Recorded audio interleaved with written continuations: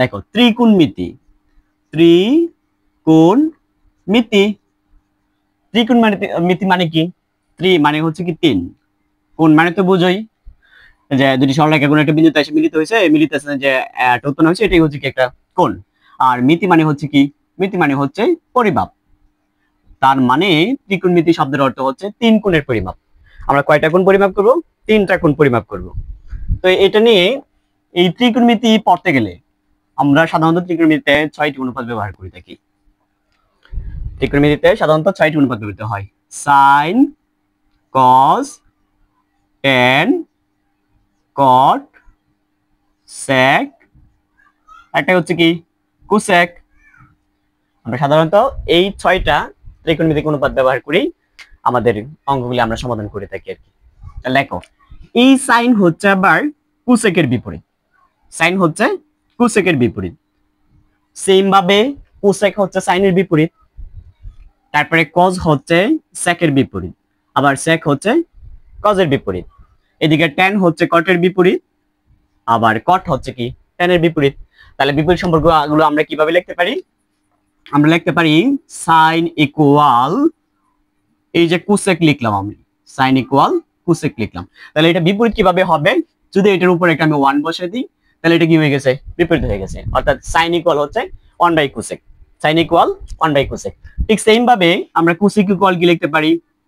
Sign যেহেতু কোসেকের বিপরীত, sign যেহেতু কোসেকের বিপরীত, সেম ভাবে কোসেক ও সাইনের বিপরীত, তার মানে কোসেক ইকুয়াল হচ্ছে কি 1 বাই সাইন। আচ্ছা, তারপর দেখো কস কার বিপরীত? কস হচ্ছে সেকের বিপরীত, কস হচ্ছে সেকের বিপরীত। তাহলে কস ইকুয়াল লিখতে পারি আমরা, কস ইকুয়াল হচ্ছে কি 1 বাই সেক। আবার এট দ্য সেম টাইম সেক হচ্ছে কি কজের বিপরীত, তার মানে সেক ইকুয়াল লিখতে পারি হচ্ছে 1 বাই কস। আবার দেখো এই ট্যান হচ্ছে কার বিপরীত? ট্যান হচ্ছে, এই ট্যান হচ্ছে কি কটের বিপরীত, তার মানে ট্যান থিটা ইকুয়াল হচ্ছে, ট্যান ইকুয়াল হচ্ছে কি 1 বাই কট। আবার সেম ভাবে কট হচ্ছে কার বিপরীত? ট্যানের বিপরীত, তাহলে কট ইকুয়াল হচ্ছে 1 বাই ট্যান। ব্যাস হয়ে গেল। আমার কয়টা সম্পর্ক হয়েছে? 1 2 3 4 5 6।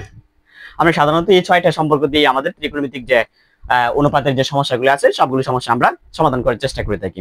তাছাড়াও ত্রিকোণমিতিতে এই tan থিটা ইকুয়াল, এই tan থিটা ইকুয়াল আবার একটা মৌলিক সূত্র হচ্ছে tan থিটা ইকুয়াল হচ্ছে, অর্থাৎ tan ইকুয়াল হচ্ছে sin বাই cos। tan মানে হচ্ছে sin বাই cos।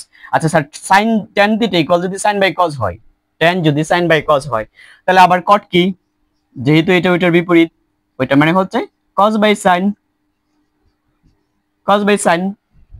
আমরা সাধারণত এই 6টা এবং হচ্ছে এই যে একটা সম্পর্ক, মৌলিক একটা সূত্র, মৌলিক একটা সম্পর্ক, এই সম্পর্কের মাধ্যমে আমরা আমাদের ত্রিকোণমিতির সমস্ত যে সমাধানগুলি, সমস্যাগুলি থাকে সেই সমস্যাগুলি আমরা সমাধান করার চেষ্টা করে থাকি।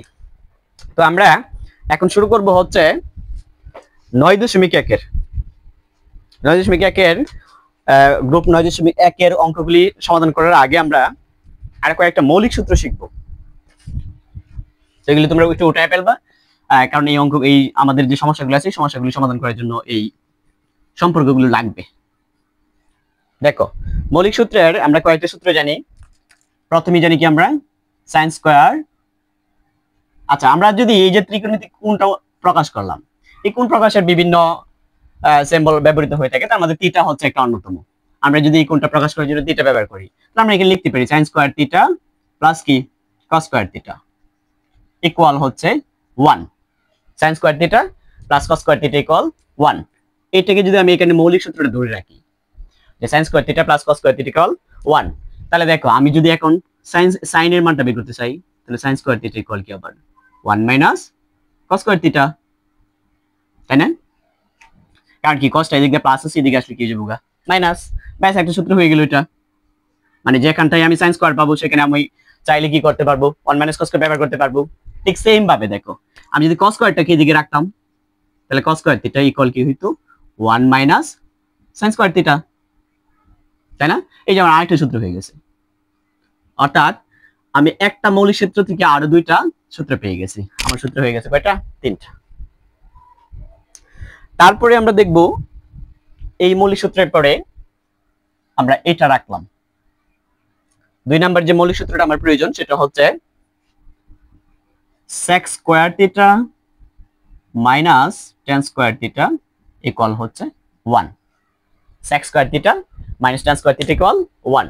তাহলে দেখো আমি যদি secটাকে এদিকে রাখি, sec স্কয়ার থিটা ইকুয়াল হচ্ছে 1 প্লাস কি tan স্কয়ার থিটা, তাই না? এই যে tan এদিক দিয়ে মাইনাস ছিল, এদিকে আসে কি হয়ে গেছে, এটা প্লাস হয়ে গেছে। তার আমি আরেকটা সূত্র পেয়ে গেছি, তাই না? এই যে আরো একটা সূত্র পেয়ে গেছি, সেটা হচ্ছে কি sec স্কয়ার থিটা ইকুয়াল হচ্ছে 1 plus tan square theta. sec square theta equal হচ্ছে 1 প্লাস tan স্কয়ার থিটা। আবার যাই, দেখো আমি যদি এটাকে এদিকে রাখতাম, এই যে মাইনাসটাকে এদিকে রাখলাম, tan স্কয়ার থিটা ইকুয়াল হচ্ছে 1 মাইনাস, দেখো এই যে এদিকে sec আছে, তো secটা এদিকে কি ছিল প্লাস, এদিকে আসলে কি হয়ে যেত মাইনাস sec স্কয়ার থিটা। কিন্তু এখানে কথা হচ্ছে যে tan এর আগে তো কিন্তু মাইনাস রাখা যাবে না, তাহলে মাইনাস উঠানোর প্রসেস কি, মাইনাস উঠানোর প্রসেস হচ্ছে কি আরেকটা উভয় পাশে মাইনাস দ্বারা কি করতে হবে, গুণ করতে হবে। তাহলে মাইনাস দ্বারা গুণ করা, তাহলে মাইনাস মাইনাস এটা কি হয়ে যায় প্লাস, তাহলে এই 1 এর সামনে আগে কি ছিল মনে মনে একটা প্লাস, তাহলে প্লাস এর মাইনাস এখানে কি হয়ে যাবে মাইনাস। আবার দেখো এই sec স্কয়ার এর সামনে আগে কি ছিল মাইনাস, যেহেতু মাইনাস দ্বারা গুণ করতেছি মাইনাস মাইনাস এটা কি হয়ে যাবে প্লাস, তাই না? এখন যদি আমি এটাকে একটু সাজাই লিখি, tan স্কয়ার থিটা ইকুয়াল হচ্ছে sec স্কয়ার থিটা মাইনাস হচ্ছে 1। এই যে এটা আমার আরো একটা সূত্র হয়ে গেছে। তাহলে দেখো এটা আমার একটা মৌলিক সূত্র ছিল, এটা আমার একটা মৌলিক সূত্র ছিল, দুইটা মৌলিক সূত্র থেকে আমি আরো প্রায় দুইটা চারটা সূত্র কি করছি পেয়ে গেছি। এখন আমরা 3 নাম্বার মৌলিক সূত্রটা দেখি একটু, এগুলো মুছে দিই একটু।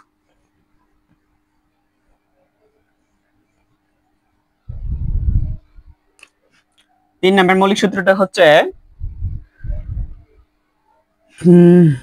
cosec square theta minus cot square theta equal হচ্ছে 1। হ্যাঁ, cosec square theta minus cot square theta equal 1। তাহলে দেখো আমি আগে যেভাবে করছিলাম cosec স্কয়ার থিটা ইকুয়াল হচ্ছে 1 প্লাস cot স্কয়ার থিটা। এই যে cotটা এদিকে মাইনাস আছে, এদিকে এসে কি হয়ে গেছে প্লাস, ব্যাস এটা আরেকটা সূত্র হয়ে গেল আমার। আবার একটু আগে যেভাবে করছিলাম, যদি cotটাকে এদিকে রাখি, এই যে cot স্কয়ার থিটা, তাহলে cot এর সামনে এদিকে কি আছে মাইনাস, আমি যদি মাইনাস রাখি এদিকে, তাহলে যে 1 আছে 1 আর cosec এর দিকে প্লাস ছিল, এদিকে এসে কি হয়ে যাবে মাইনাস cosec স্কয়ার থিটা। কিন্তু আমি তো 1 রাখতে পারবো না, এদিকে তো মাইনাস রাখতে পারবো না, মাইনাস উঠে দিলে কি হয়ে যাবে মাইনাস দ্বারা গুণ করতে হবে, মাইনাস মাইনাসে প্লাস, এখানে কি হয়ে যাবে প্লাস মাইনাসে মাইনাস, এখানে কি হয়ে যাবে প্লাস। তার মানে যদি সাজাইতে গেলে কি হবে, cot স্কয়ার থিটা ইকুয়াল হচ্ছে কি cosec স্কয়ার থিটা মাইনাস হচ্ছে কত 1। ব্যাস এটা আমার আরেকটা সূত্র হয়ে গেল। এই হচ্ছে ত্রিকোণমিতির মৌলিক সূত্রাবলী। এই সূত্রগুলি পারলেই মোটামুটি আমরা আমাদের যে সমস্যাগুলো আছে সেই সমস্যাগুলো আমরা অতি শীঘ্রই সমাধান করে ফেলতে পারবো ইনশাআল্লাহ। দেখো আমরা প্রথমেই যাব হচ্ছে 9.1 এর অঙ্কগুলোতে।